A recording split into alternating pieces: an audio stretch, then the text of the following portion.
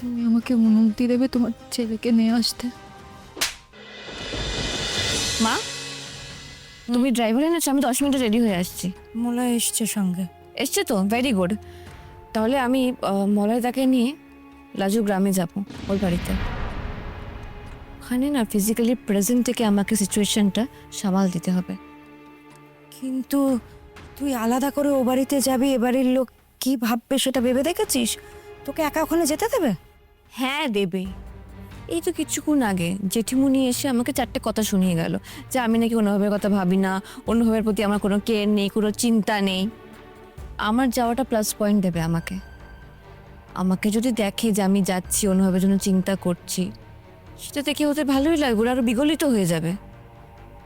দেখ বলে যেতে দেয় কিনা বল না। আমি কিন্তু কিচ্ছু বলতে পারবো না ওদেরকে। ওরা তো আবার বলতেও পারে অনুভবকে সামলাতে অনুভবের তো দাদা বোন গেছে। উফ, কি যে কথা বলো! ওদের যাওয়ার আমার যাওয়া এক হলো? আমাকে তো দেখাতে হবে যে আমি অনুভবের জন্য কেয়ার করি, ওর ভালো মন্দ ভাবি। এটাই তো সুযোগ। মানে আমি তোমাকে ডেকেছিলাম অ্যাডভাইসের জন্য, কিন্তু বুদ্ধি সব আমার মাথা থেকেই বেরোচ্ছে। যাকে তুমি বসে রেডি হয়ে আসছি।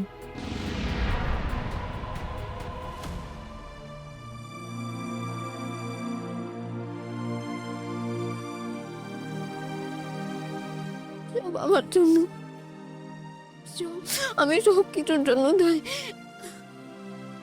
তোমার কোনো দোষ নেই লাজু, তুমি কোনো কিছুর জন্য দায়ী নও। আমি তোমার পাশে থাকতে পারলাম না। তোমার এরকম একটা ক্রিটিক্যাল সময় আমি তোমাকে এতগুলো অ্যাগ্রেসিভ লোকের মাঝখানে ছেড়ে চলে এলাম। না না, আমার কিছু একটা করা উচিত। কিভাবে হেল্প করা যায় লাজুকে এখন? কিভাবে? এরা তো এখনো বডি দেখতেই যায়নি। সেটা যত তাড়াতাড়ি সম্ভব হওয়া দরকার। আমার কেন জানি না সন্দেহ হচ্ছে ওটা হয়তো সুদেব নাও হতে পারে। কিন্তু যদি ওটা সুদেব হয়, তাহলে লাজুর সাথে ওরা কি করবে?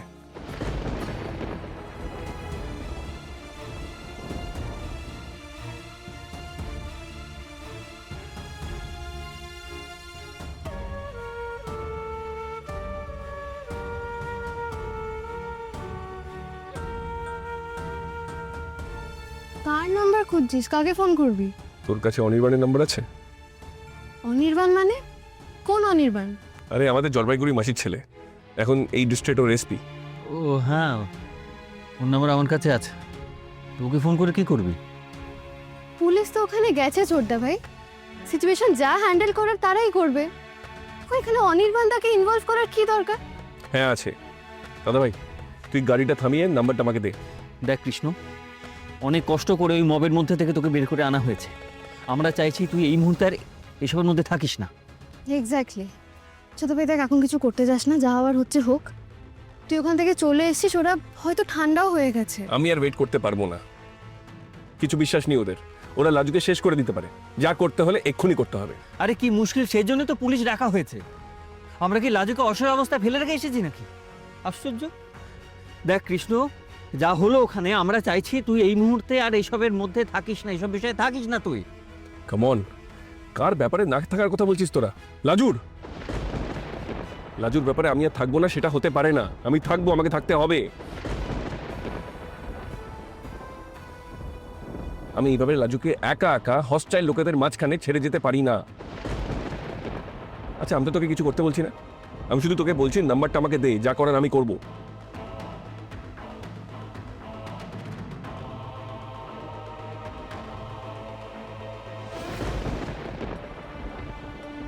দেখ তোকে নাম্বারটা পাঠিয়েছি, কোথায় আছে দেখ, আদৌ এদিকে আছে কিনা। থাকলেও বাসায় অন্য কিছু কি করবে আমি বুঝতে পারছি না। বুঝতে হবে না তোকে, তুই চুপ কর, আমি কল করছি।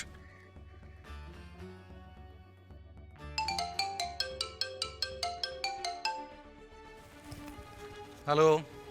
হ্যালো, অনির্বাণ বলছো? বলছি। হ্যালো অনির্বাণ, আমি কলকাতা থেকে অনুভব, আই মিন কৃষ্ণ বলছি। চিনতে পারছো? কৃষ্ণ মানে শ্রীমাসির ছেলে কৃষ্ণ তো? আরে কি চিন্তা করবো না কেন? বলো কি ব্যাপার, কেমন আছো? All well? হঠাৎ ফোন করলে? All is not well Anirban. তোমার একটা হেল্প চাই। তুমি কি আলিপুরেই বসো এখন? হ্যাঁ সে বসি, কিন্তু এখন তো আমি ডিস্ট্রিক্ট ভিজিটে আছি, কাল ফিরবো। কি ব্যাপার বলো তো, কিছু দরকার ছিল? ডিস্ট্রিক্ট ভিজিট মানে তুমি এখন কোথায় আছো? আমি হয়তো তোমার কাছাকাছি আছি। তুমি যদি ফ্রি থাকো তাহলে আমি তোমার কাছে আসবো। আমার একটা জরুরি দরকার ছিল। তোমার গলা শুনে তো মনে হচ্ছে তোমার খুবই আর্জেন্সি আছে। তুমি কোথায় আছো? পলাশপুরের কাছাকাছি। ও ওকে ওকে ওকে ওকে, ঠিক আছে, আমি আমার লোকেশন তোমাকে পাঠিয়ে দিচ্ছি। হ্যাঁ, আমি তোমার থেকে মোটামুটি 12-13 কিলোমিটার দূরে আছি, চলে এসো। ওকে, আমরা কাছাকাছি আছি। ও লোকেশনটা পাঠাচ্ছে। তার মানে তুই এখন বাড়িতে যাবি না, তাই তো? অনির্বাণের সঙ্গে দেখা করে তারপর তুই বাড়িতে ফিরবি? হ্যাঁ, লাজুকে বিপদের মধ্যে ফেলে আমি পালাতে পারবো না। I am sorry.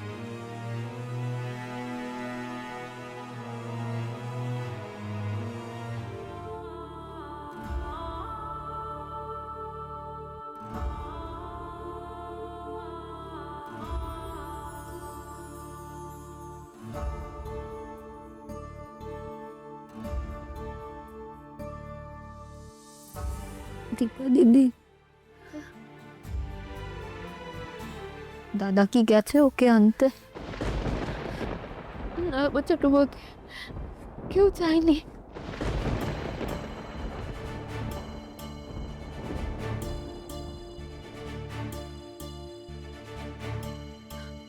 দেখো না মা কেমন পাগলামি করছে, কিছু বললেই চেঁচিয়ে অজ্ঞান হয়ে যাচ্ছে।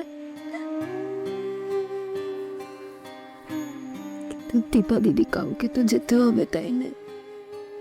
ওকে তো বাড়ি আনতে হবে। তুমি আর এসব নিয়ে কিছু বলো না এখন, শুধু শুধু অশান্তি বাড়বে। আমি আমি বরঞ্চ বড়দাকে বলছি। হ্যাঁ দীপা,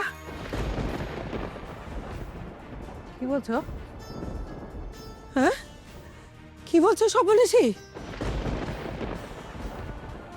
নিজের স্বামীকে খাওয়ার পর এখন ওর জিভ নড়ছে, ও কথা কইতে পারছে?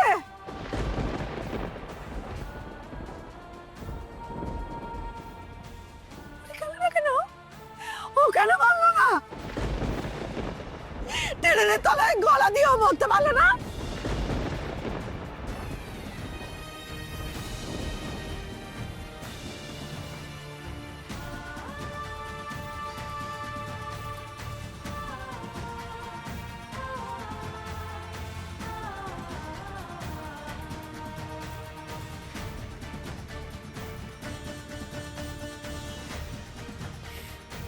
মা,